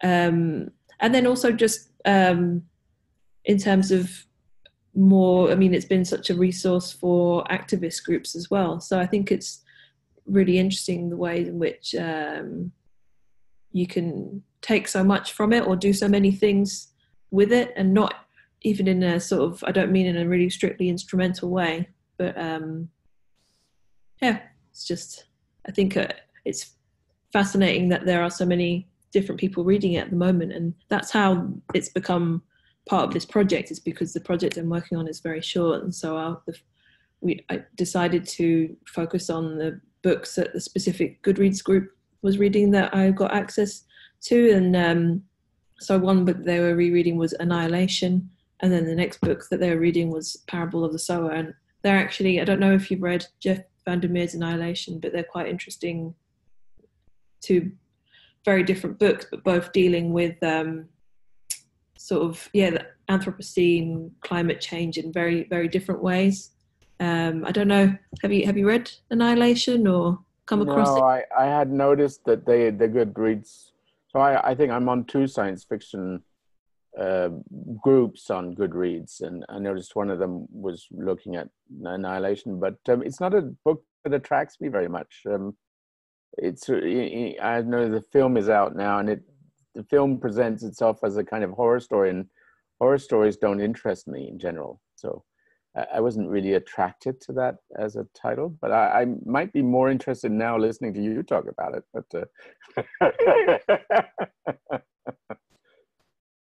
I think it's, I mean, it's really not rich in the same way that Butler's books are, but in terms of my fascination with science fiction readers or speculative fiction readers, and it is, I mean, because there's so much generated around it, that's what I find really interesting. Is, but I guess part of that is due to sort of, I don't know, the way in which hype operates, but it's definitely part of this sort of new weird kind of tangent off of speculative fiction that's a bit broader in terms of who might read it, and the way in which the author engages with various communities and is very active in terms of thinking about environmental activism. So it's fascinating, but it is quite different. But I just thought I'd let you know. And isn't it one of the independent? Isn't he an independent author? So or was it published through a regular publishing house? I know that just a regular publishing house. Yeah, because there are a number of independent authors who are beginning to emerge on the scene as well. I'm thinking of Hugh Howey, who wrote Wool, who he self-published and has become a huge bestseller. And of course, The Martian, Andrew Weir, which was also self-published independently. So you're beginning to see a growing number of writers who are making it as an indie author rather than through a regular publishing house. But maybe Annihilation was a bit different. So. I haven't read the story. I tried watching the movie and I had to stop halfway through. It just didn't really do it for me. But I know that the idea of this kind of zone, like where weird things happen, in this case, it's like a recombinant genetics and mutations that occur in this zone, is a kind of recapitulation of, wrote a book by Stanlis, not Lem, Roadside Picnic is the name of the book, which was turned into Zone, or it was turned into Stalker, Stalker, by Andrei Tarkovsky. And John had mentioned weird studies before, and it just comes to mind because people have compared Annihilation to Stalker. And Stalker is a much less popular film. It's, you know, it's a hard film to watch, you know, from if you are just going to be eating popcorn or whatever. I'm not saying that's what Annihilation is, but it's a lot more popular, I guess. It doesn't have, like, Stalker really takes you into the zone as an aesthetic experience. Like, you have weird things will happen if you really watch that film, and sit with it.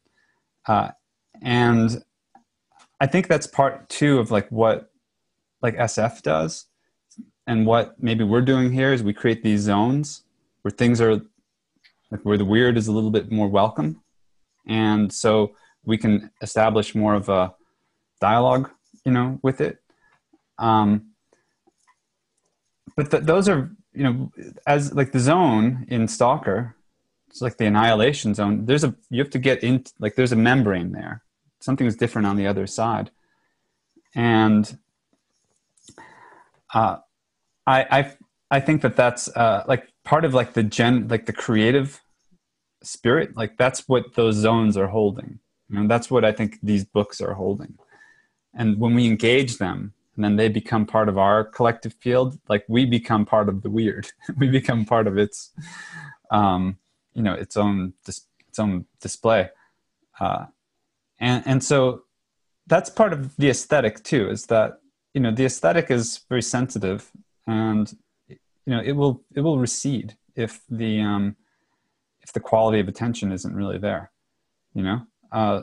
So I find that art that sort of doesn't challenge us to be more attentive, to be more awake, to be more present with it, in effect ends up kind of perpetuating a certain status quo, even if it may be really interesting, you know, like science, special effects and all things like that. Like, it was a visually interesting movie, but it didn't really create the zone for me. And so, so the stuff that creates that zone where you do get thrown a little off, and you know that you're in a space of something potential happening, so the potentiality of something happening that you can't control or predict. I think that's an important function of what this art does, what this literature does.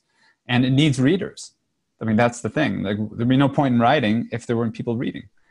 And so the fact that we like practice a certain receptivity to the work and to each other, I think is a really important part of creating the field, the zone where, you know, where the interesting things can happen. Yeah, it's interesting. The books, I mean, I saw the film and I think I spent the whole time just sort of shouting at the screen, and my had a projector and be like, what is this? Because it doesn't, I mean, it's, and then someone else joked that, well, someone's already made a film adaptation of the Southern Reach trilogy. It's called Stalker. But yeah, I think that it's that modes of translation is quite interesting. And I think that the books go toward a lot more sort of open and very ambiguous and uncertain. And I think that's what readers have found fascinating about it. And, but I think that talking about this sort of making space for different kind of attentiveness and openness and receptiveness, I think is really interesting. I used to teach a course where I asked students to watch Stalker, and then one out of a class of like 50, only one person had, and they'd watched it at 1.5 speed. Oh. I don't know if it's genius or not. Like, I don't know, because it's such a slow film. But I mean, I love it. But that's the point. Yeah, I know. It's like, I haven't watched it, but I don't know if that's really the right way. Anyway, but it's also like when one of my students didn't watch the original Solaris, but the remake, and I was like, I don't know how I feel about this. But you just reminded me that in terms of translations and what those translations do and what they're for, that I don't know if, John, you managed to go, because it's a bit closer to you, when they did a musical version of Parable of the Sower that was, I guess. Oh, no, I didn't see that. Was that what Oprah Winfrey, I think, produced? I'm not sure. I don't have too many details about it, but I think it was in Brooklyn, and I read a review that said that the refrain from the book that got repeated quite a lot was "Get ready," and I think that's quite interesting in terms of. I have a rule that if I'm going to, I don't go. If I'm going to see the movie, I'm not going to read the book. And if I've read the book, I might go see the movie. But I rarely, if I've liked a book, the movie hardly ever lives up to it. So I think there's an interesting relationship between fiction and movies. And we've investigated that a little bit, and we've mentioned Stalker, which some of us saw because we were following the Weird podcasts, and Phil Martell was in the dialogued a lot about that film. And you mentioned Stanislav Lem. I'm reading this right now, Suburtiad, very odd book. That's the one I read of Lem years ago. I didn't read Solaris, but I saw the movie. I saw both versions of the movie.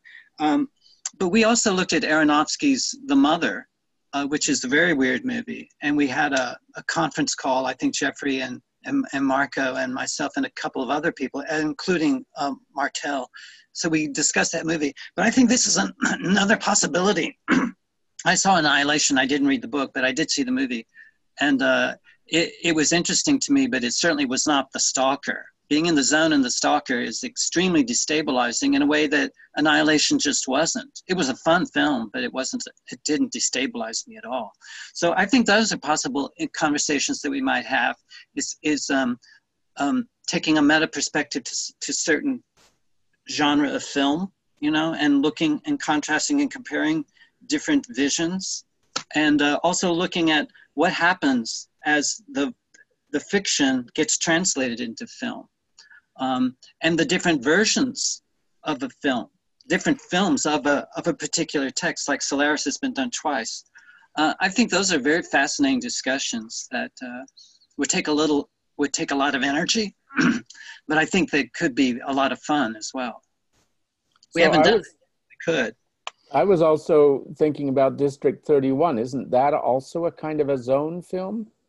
You don't really get into it because it's all from airborne imagery, and you kind of see stuff going on below, but you don't actually go down into it in quite the same way. But it was a kind of a zone film, and I liked it, but. I think this came up in an earlier discussion in terms of, I think a lot of those dystopian films have focused on walls and boundaries and enclosures and inequalities. I think that Dana picked up on in an earlier discussion about the theme of the wall and towards the beginning of Parables, so that I think is really interesting. And yeah, I mean, I love cinema, but what I find really interesting about this project is that it's thinking about, staying with fiction and how fiction, novels and longer forms allow for investigating and interrogating worlds in a more in-depth or a different way. But there's definitely something about the scope of cinema that's kind of on another level, which means that I find it fascinating. If I see the movie, I won't read the book because it would be pointless, because if I try to read a book after I've seen the movie, the images of the movie will so dominate the reading that it's a waste of time. So I think, but if I read a book and I look at the movie, I can still have rapport with the book. And very rarely do really great books turn into great movies. But I do think, and I think this is an original with me, that sometimes books that aren't that good make great movies. But really great books like War and Peace or Anna Karenina, I've never seen a movie that comes close. So I think that's a fascinating relationship between cinema and the fiction, because there's a great overlap. And I think most screenplays are come from books. So I think there is a future for print culture, and just because it supplies the film industry with material. And you mentioned, Miranda, the different interests in Butler, because the mother-daughter relationship is also an interesting aspect of the Butler, the two Butler stories that makes it almost worth reading just for that, in a way, because That's also an interesting aspect of it. Not sure that anybody actually goes to it for that, but yeah, I don't want to bring up talents too much because John hasn't read it, but I think saying that there's multiple perspectives isn't really giving too much away. And I think that's something that's really fascinating about. I haven't finished with Butler. There are other books besides that one that I want to read. So yeah, she's got quite a few. I'm looking forward to reading.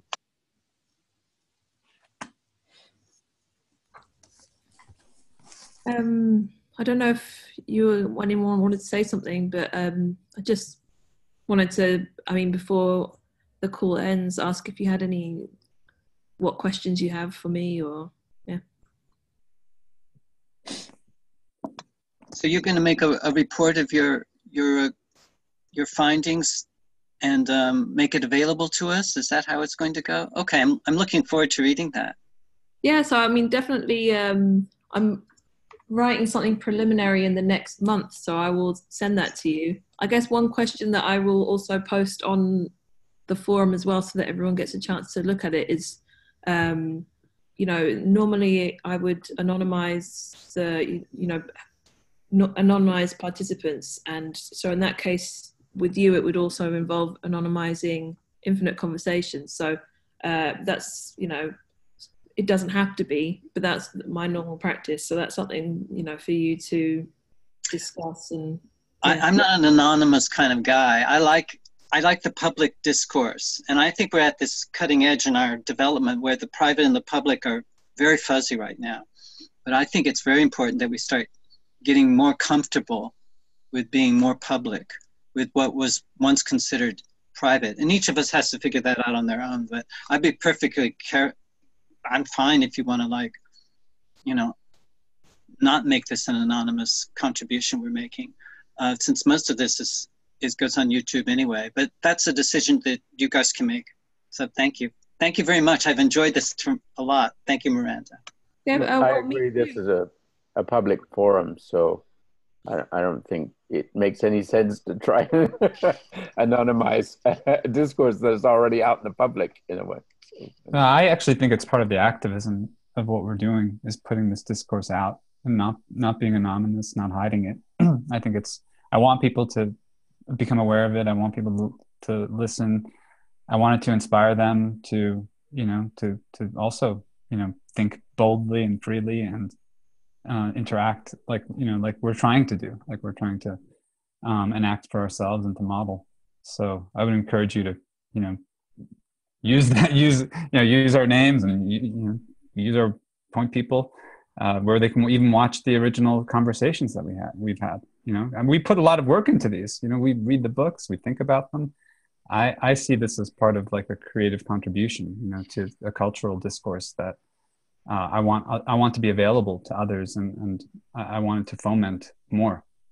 So please, if if it doesn't violate any of your guidelines or ethics or anything like that, please go ahead and use our names.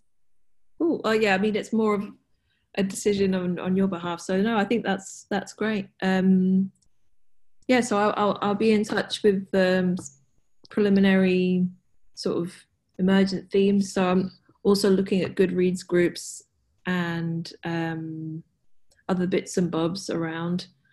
Yeah, I guess Doug's gone, but I wanted to thank him for inviting me to, for this session to exist. I wasn't sure if anyone was going to time. He's been listening. He's en route. Yeah, I'll post. But yeah, I don't know if I'm sure that reflecting back on this, I will think of additional things I have not asked explicitly. So in that sense, I might get in touch with you. Please. We're always, the house is always open, right? So just walk in. Yes, you're always welcome, Miranda. Thank you. Thanks. All right. And we should, and Johnny and... I'm sorry, what? We should do this again for our own process, Doug, because it is a useful process to think through some of our own practices. Right? Yes, yes. We can pretend like we're outsiders and formulate some questions. Or we can pretend meta Miranda is there. We can use Miranda's ghost. Right. Yeah, anytime. Just the figure of the sociologist can be amongst you. Thank you all. Thank you. Bye-bye. Bye-bye. See you next time. Bye.